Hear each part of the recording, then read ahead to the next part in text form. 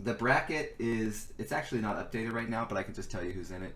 The last two, the semifinalists are T90 and me on one side of the bracket, and the other semifinalists are Daniel and Bludlass, which we are just going to see right now. So we're going to figure this thing out. We're going to figure out who's playing in the finals, at least one of the guys.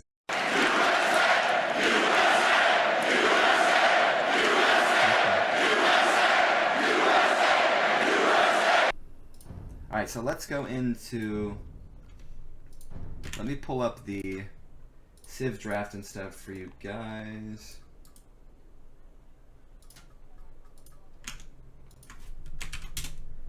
There's the Civ draft in chat, if you want to click that. The map poll, I'll also put in chat, and I'll read this off as well. Dude, PJM, I love that freaking graphic, dude. You guys, PJM made the graphic look super sick. Super, super sick. I need some SpringTV ones now for later. Alright, let me see. Let me read these off. Alright, so Daniel picked Rocky Forest and Monocle as his home maps. Bludlass picked Arena and Hideout. So, as we see, as Scotty was talking about, these are two of Bludlass's best maps. Really smart for him to pick those. Daniel's no slouch on these maps either, obviously, but I would say that it definitely favors Bludlass's skill set. He likes to play those kind of maps, likes the style of it. So we're going to see pretty open maps against pretty closed maps here. The next one will be Bludlass's, so it'll be one of those two closed maps. The Civ draft, let me check that out. Okay, very interesting. I'm flabbergasted of the Civs that we're not seeing some of them. Indian ban and Japanese ban. Looks like both players are banning Civs that would be strong on Monocle. Well, they're going to be strong on a lot of maps. Japanese would be good on the USA Cup Atacama version as well. So I'll just read off all Daniel Civs. We got Chinese, top tier. Britons, Teuton, Magyar, Khmer, also super top, and Malay. Malay probably going to be used more for Arena. Britons maybe more for Arena, or Teuton even. Teuton could be used for Arena or Hideout. Khmer as well. So it looks like Daniel drafted some good Civs for closed maps. Pretty strong, and then he had Chinese for the most open. Magyar is probably going to be played on Rocky Fortress, or Rocky Forest. Bludlass, on the other hand, has Burgundians.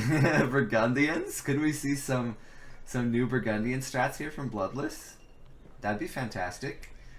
He's got Vikings, as we just saw, Celts, Aztecs, Byzantines, and Bulgarians. So he might be thinking more aggressive on Hideout. Celts and Bulgarians could be looking to break. Byzantine can go for the faster imps. Burgundians is going to have a long, probably preferring like long feudals, long dark ages, slower up times, more upgrades. Not really sure how that's going to play out in the meta with transition timings, if it can actually keep up. So I think I would definitely prefer Daniel's draft pick. And in these kind of tournaments, drafts are going to be extremely important. The Civs on the right maps is more important than your skill as a player in a lot of spots. All right, so let me close this. Let me see if we can get. Okay, looks like they're taking a quick. Looks like Bludlass is taking a quick breather here, real quick.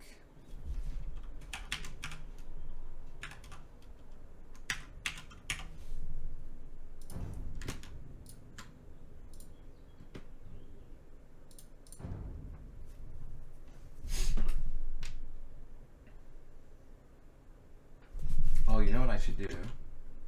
Look, we can just spam this graphic one more time. Oh, so good. Let me put the scores up. I had that completely off.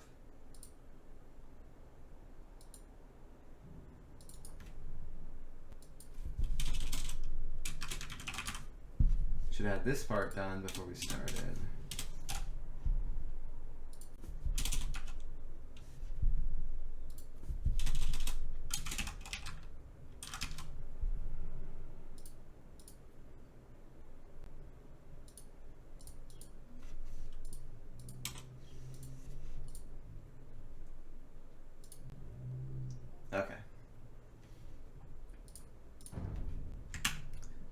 So I have Discord open. They're messaging me. They're keeping me updated with the game codes and stuff. Daniel, as of only a couple minutes ago, he said that Bludlass is going to be right back. So probably just splashing some water on his face, getting prepped. That's a rough first game. He's got to do something, right? This is going to be a mental thing at this point. Imagine you go into the semifinals of a tournament. If you win this game, you get a guaranteed $600 and the potential at a $7,000 McCausland watch that you can bling it up with, right? This is a big game for these players. Starting off with a hard lane, shooting your own boar, a hole in your wall, full raid, and against Chinese. That is just so rough. I don't know. I don't know if I could keep my composure. Maybe it's a test from the AoE gods. Maybe Bludlass is going to come out of the bathroom with the water splash on his face, ready to destroy Daniel in some hideout. What do you guys think is going to come first, arena or hideout?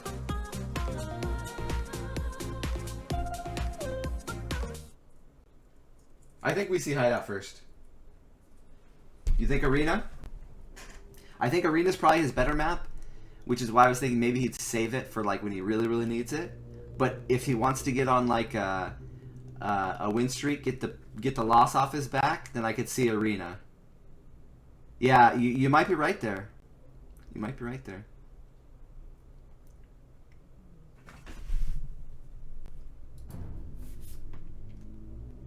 Okay. They're in game and it's hideout. I win. You lose. Don't mean to rub it in your face, but we're going to be watching hideout this whole time.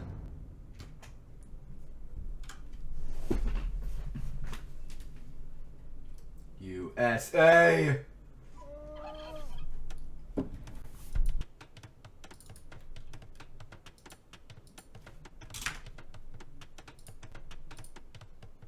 Alright. So, game 3. Bludlass' second home map.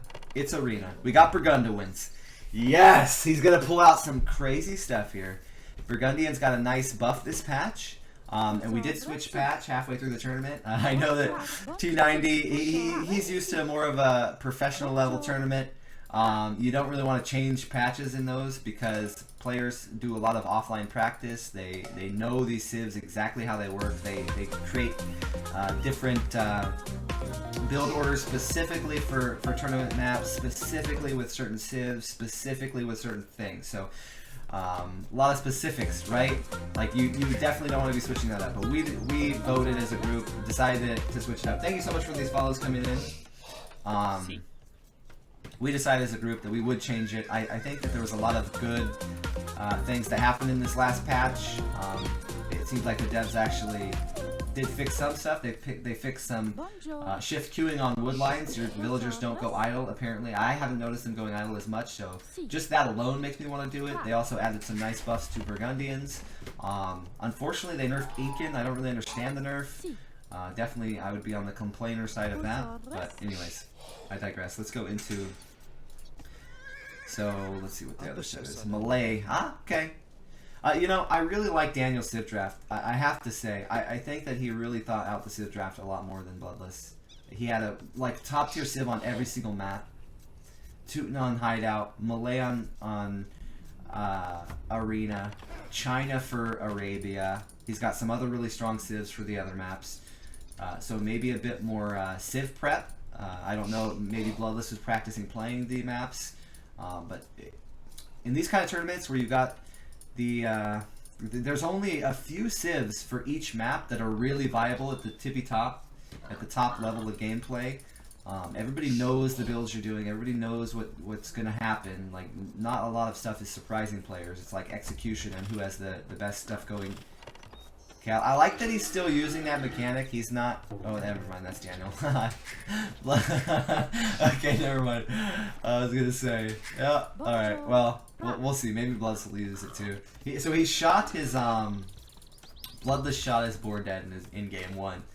So I thought maybe he would shy away from using this mechanic anymore, but yeah, he's going to keep using it. He knows it was just under some serious pressure. First game of the match, so he's sticking with it. Malay is going to have maybe one of the better civs against Burgundians. Burgundians favors going up slower. They favor doing lots of economy upgrades, and they favor getting bigger armies. Where Malay is going to favor tech transitions, right? So they're going to go up faster, smaller armies, and attacking you before you're ready. So this could really compound itself in this civ matchup.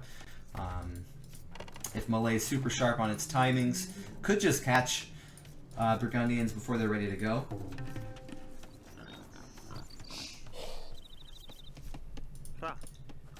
Three on wood still, 4 to berries, everything else is hunts. Very standard. 4 for Bludlass, but everything else is the same.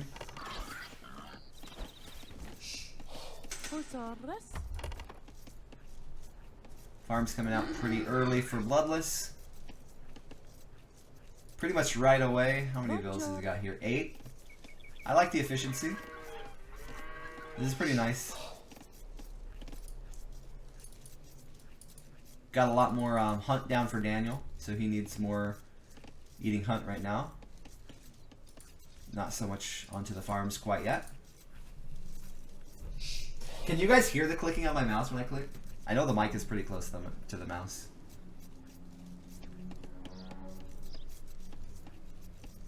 Farms without horse calorie? Yeah. Yeah, that is a draw. You can. Okay, I'll really try to stop clicking. Yeah, so no horse collar is a bummer. But I think that the argument is it's more like efficiency and not overcrowding is probably better than getting that upgrade, because you're not making too many farms. It's not like you're making 20 farms, right? It's just a couple. He'll have more food ready to go.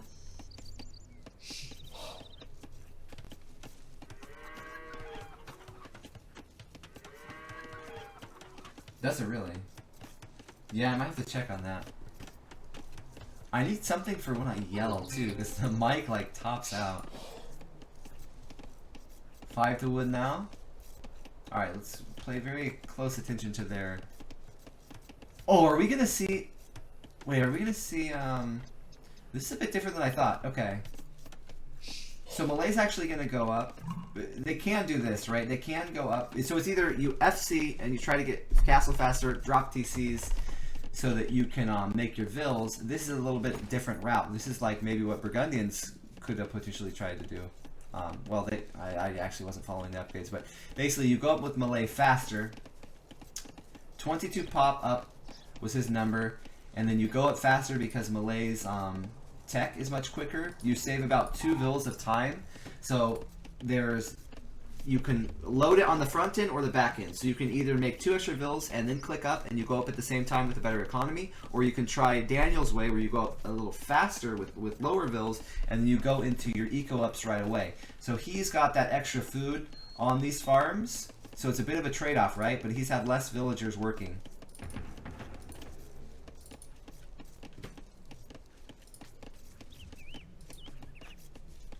So there's more eco in the bank for Bludlass. Again, though, he might be holding these eco upgrades. I really wish I would have paid attention. Anybody else catch the upgrades for Burgundians? Curious to know if he's going upgrades or just straight FC.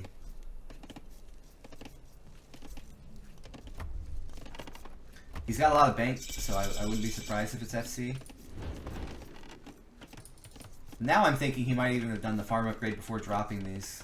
I completely derped it there.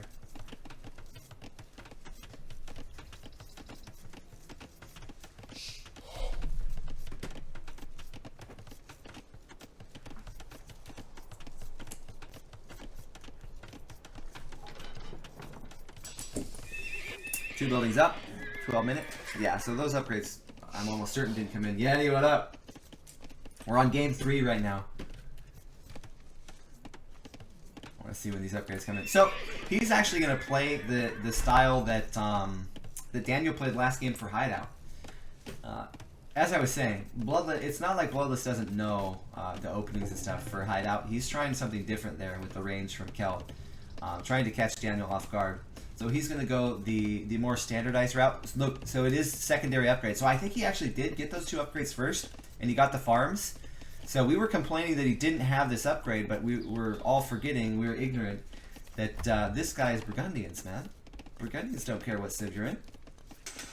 Secondary farm upgrade on 3 farms. Beautiful. He even waited. Great job there by Bludlass. You can tell that he's been practicing Burgundians for this map. Yes. Well, somebody else said it in chat that there was no horse color, so I'm putting a big we in there. Because I didn't even check. After I saw that, I was like, oh yeah, shoot. That isn't that good. Okay, both players wanting to get a free kill if possible, and then they get the map vision. Nice job by Daniel there. Not sure if this mechanic still works, but in the old days, the way that you would make sure that you always won these fights is you would run away from the opponent, you would patrol backwards, and then as your scout turned around and attacked behind itself, that movement of a turnaround and attack with the sword is actually slightly faster than a front-on attack with the sword. So I don't know if that mechanic still works in DE, but that's how we used to do it on Woobly.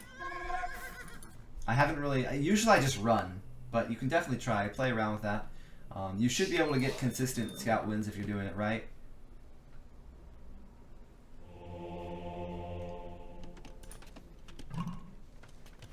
$15-minute up for Daniel, so slightly slower than he could do, but Malay going up a little faster for those extra upgrades might be worth it. He's got more vills in, monastery coming directly down, scouts coming out, even a spear coming out to help.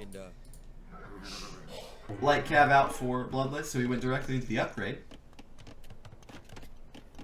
2 TC, Light cav, monk. Light cav going to come in for Daniel as well. He's noticed it from his opponent. Might as well. I think that if it was me, I probably wouldn't do light cav until I saw my opponent do light cav, unless I was already behind. But at that point, maybe you go spear.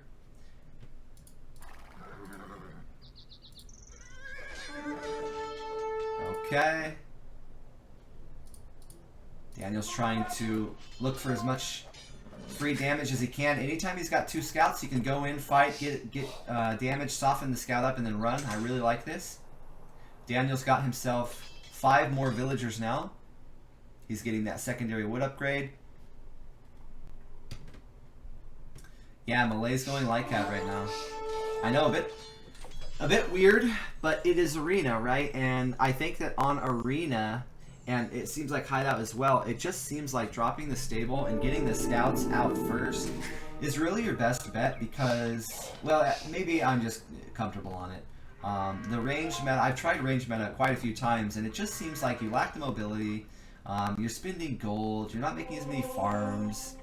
It just doesn't feel as good in these type of maps. These maps are generally playing for controlling your own map, like vision and map control, but then grabbing the relics. So you need mobile units, and you need units that can fight against mobile units, right? So spears, scouts, monks, these types of things. So this definitely is seeming to favor Bludlass's civ. I like Bludlass's strategy with the early economy. This is his map, so we do want to see him do well on it. Lots of spears coming out though. He probably didn't really expect too many scouts. Definitely not light cav out from Malay. But I mean, I would argue that that benefits him, right? Malay's going to have to tech switch at some point, so they're either going to have to make lots of blacksmith, or not blacksmith, jeez, I can't even talk. Lots of barracks, ranges, probably going to go into Arb and Imp. Malay have a really good fast Imp time that they can go, well, faster than other civs, and then the Arbs can clear every unit in Castle Age. Doesn't matter if you have Banganels, Swerps, whatever you have, Arbs can clear it. Pop capped here by Bludlass. Villager counts are within 1. Nice snipe there by Bludlass.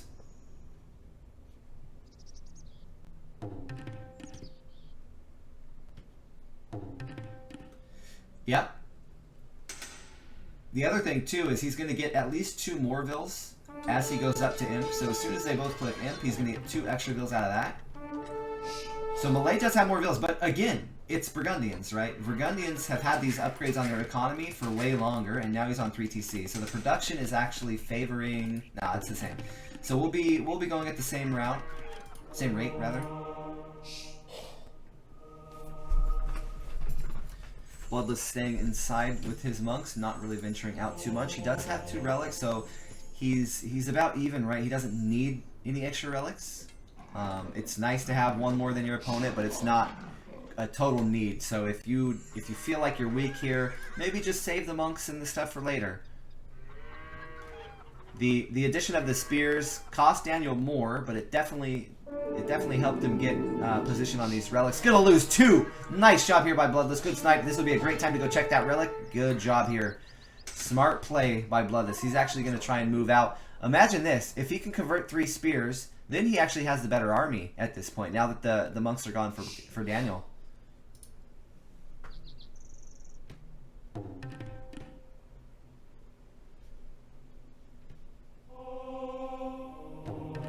He's going for the monks. He's going to dive. Nice blocking. Great move there by Bludlass. It looked like that scout wasn't doing anything. What he was doing is he was trying to run in front of the opposing force and run back and forth to mess with their to block them, mess with the bodies of the units. So we actually saved one of the monks. Great job there. That just teleported. He's gonna get it. Bludlass, let's go. He's got 4 extra vills, 6 extra vills, excuse me, but he will be down by 2 because this is an imp, plus the tech of, I'm guessing, Arb. There's the archers. So we've got 2 range. What do we got inside? Not too many. Yep. So the mass isn't here yet. Daniel's actually going to be in Imperial Age before he has the mass to utilize it. So could give a little bit of extra time to Bludlass. Gonna go ballistics right away. Gonna go 3 range. I could see 3 range, chemistry, siege workshop drop near middle, and then bombard cannon. It's probably the fastest route to attack. He is potentially against stable units though, so we might want to add some more racks in there, get some halbs going. Right now his eco's not really strong enough for that yet. He's got just enough to keep his eco going and do his upgrade. So he'll need to get a bit more farms coming out real soon if he does want to go into that halb route. 12 more vills now for Bludlass, but he is not up. What's our bank looking like? He can up now, and he's going to have a castle up, so he's going to be able to buy himself some time. Stable's coming out. We can upgrade Cavalier in Castle Age while we're transitioning to the next age. That means that we can go Paladin upgrade as soon as we're up to the next age for half price, man. We're going to see some Paladinos, and they're going to be viable. Feanor's in here. What up, Tim? Yo, we're actually hyped to cast some Arena. Sad to see you not in the USA Cup. So Feanor and his brother Matt were actually in the semifinals of the last USA Cup. Both very good players. The Irish Bros, people like to call them. Good to see you back. Miguel was talking about how people underestimate how big an investment going for light cav / relics is. It's a lot. I mean, you're talking a lot of food per scout, and then the upgrade for scout isn't cheap. If you get bloodlines, that's even extra. Blacksmith is just outrageous, right? And you've got to do it fast because these players aren't waiting. They're trying to get the relics off the field as soon as they can. They're not going to wait and let you like get your eco strong and then go get the relics. They're going to take the relics, come back, and then they're going to be booming with the gold. Here's the Cavalier coming in.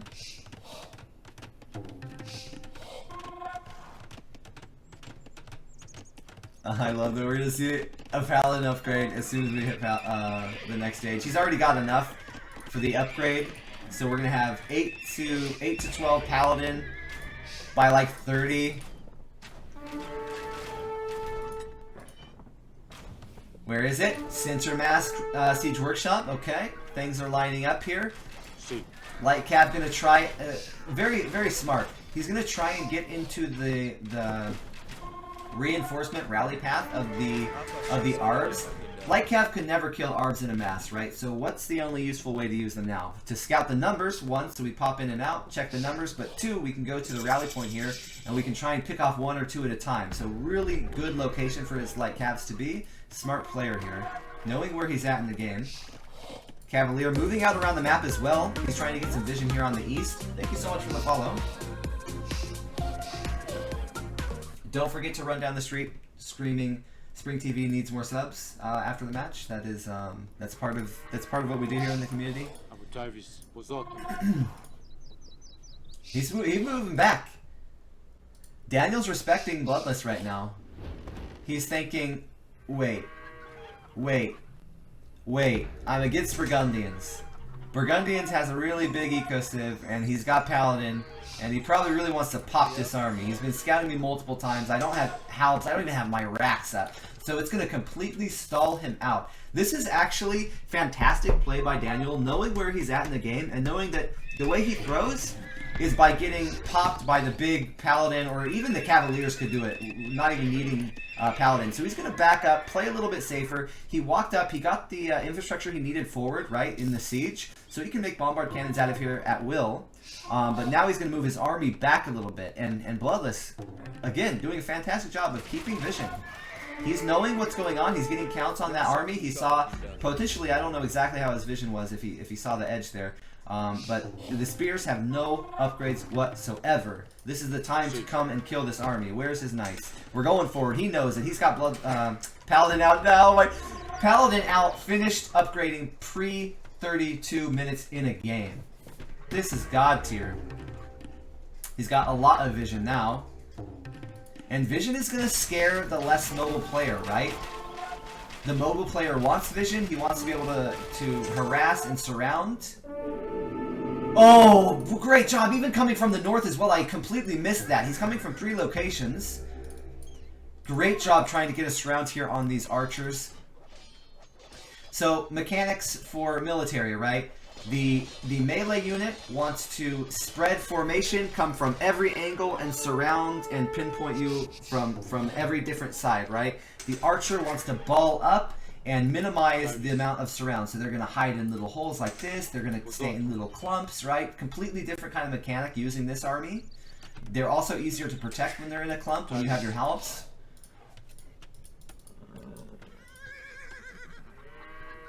Bludlass has a huge economy. Population is now within 6.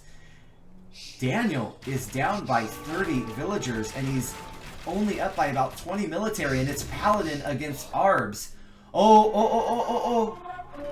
Here it comes, here it comes. That's a scary amount of halbs, though. Only +1 armor, though. Armor's going to be the important factor here for Halberdier. Their attack is bonus damage, so what do we do with bonus damage units? We get armor on them, so they can use their bonus damage. We don't upgrade their attack. So really good job by him grabbing the armor.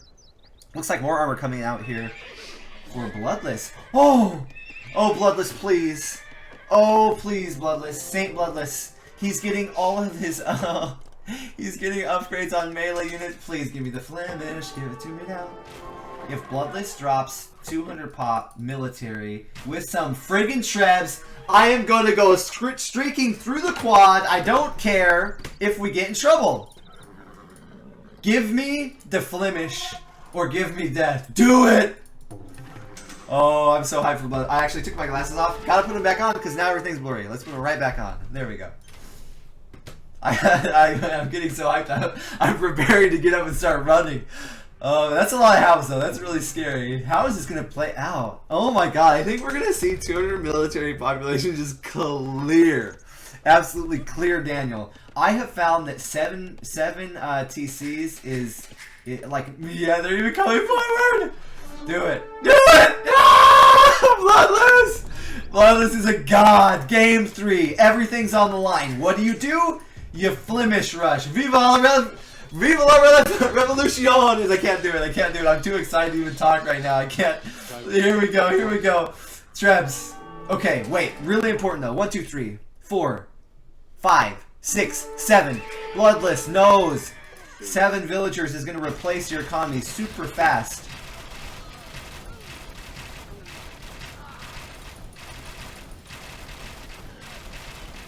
Well, not the best. He's jumping the gun here. Relax. Bludlass, relax. Paladin in the worst possible scenario. I hate it. I hate what I'm seeing, but it's going to work. These need to run south, run all the way around, and then run to here. He's forcing it so hard. They're mobile. Run. Oh, he's forcing it so hard, but he's got 131 military. It doesn't even matter. A moving to the win. Bludlass, run past these units, guy. Okay. Breathe, breathe.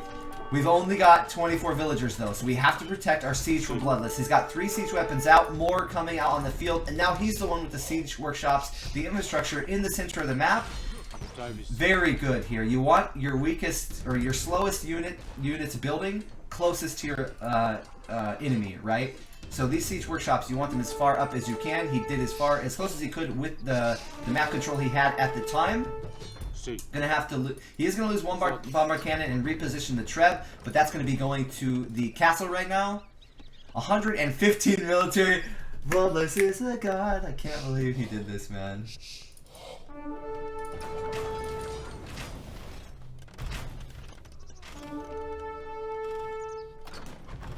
Already catching up in villager count. 48 now.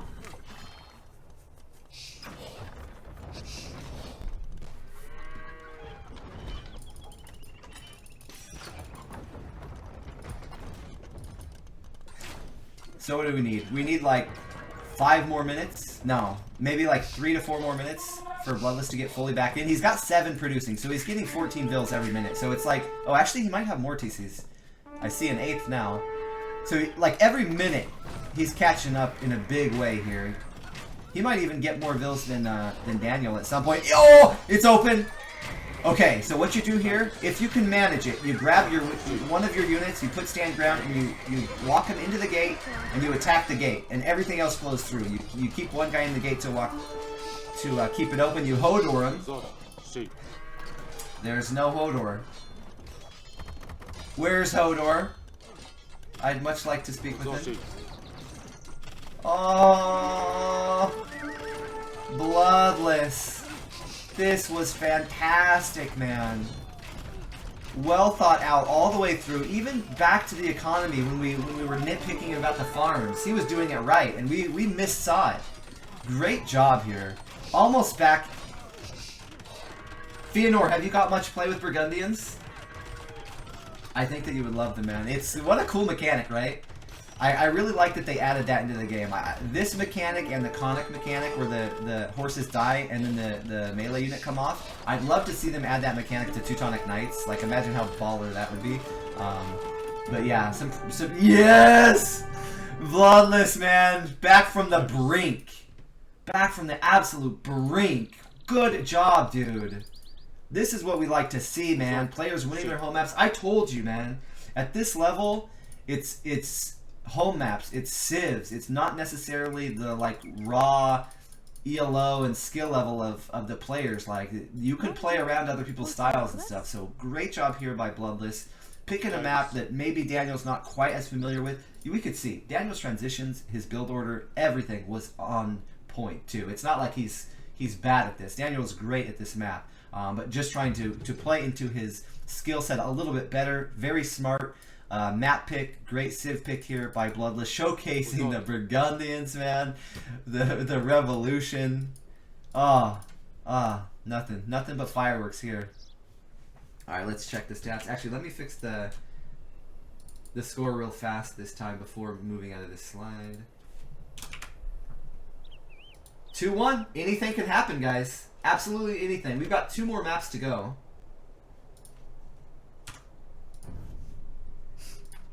Alright, KDA, massively in favor of Bludlass. Military count, 180 military. And the best part about this is you go from like 40 to 200.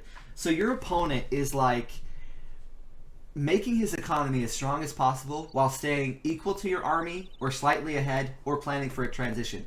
So you get to a place where he's ready. He's getting near 200 pop. He's like, yeah, I got like 50, 60 units. I can't wait to slap this guy. And then you show up with 200 military. There's almost no army that can deal with that. You really have to defend down and just hold the line as hard as you can. Certainly can't be out on the map when these types of things happen. Oh man, they need to make some. They need some in-game microtransaction stuff. I'd love to see a zombie skin of the Flemish militia, and you pop it and you have a zombie horde. Like, come on, give it to me, give it to me. Bill. Let me throw my money at the screen, Bill.